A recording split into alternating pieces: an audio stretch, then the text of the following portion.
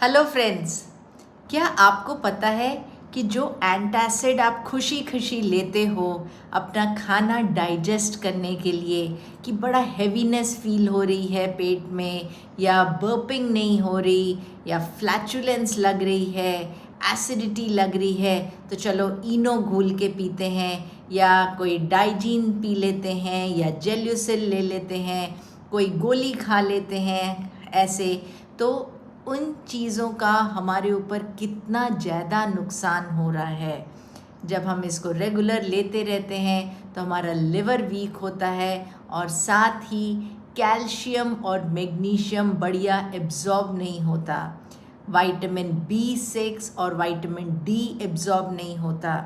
जिसकी वजह से हमारे को और ढेर सारी प्रॉब्लम्स शुरू हो जाती हैं, जैसे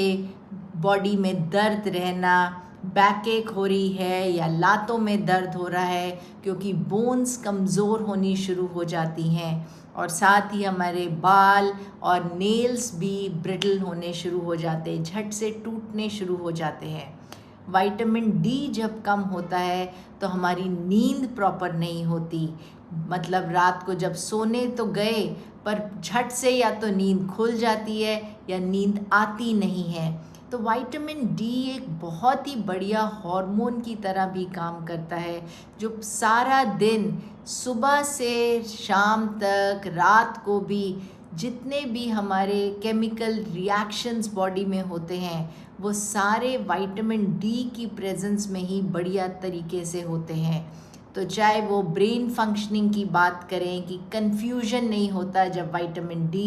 अच्छी मात्रा में है, नहीं तो एक हमेशा फियर डाउट की स्टेट में हम रहते हैं, पता नहीं ये ठीक होगा कि नहीं होगा, पता नहीं कल मुझे कुछ हो ना जाए। सो कंटिन्यूअस एक फियर बना रहता है विटामिन D की कमी होने से। और विटामिन D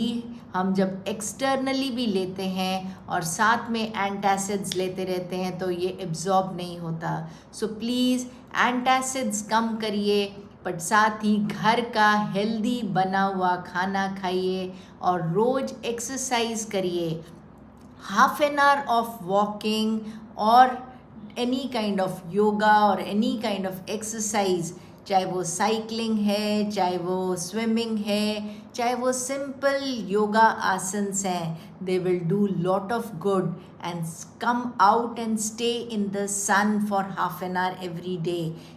इवन मॉनसून्स में जब बादल हैं तब भी आप जब बाहर जाते हैं तो सन आपकी बॉडी पे आता है और आप विटामिन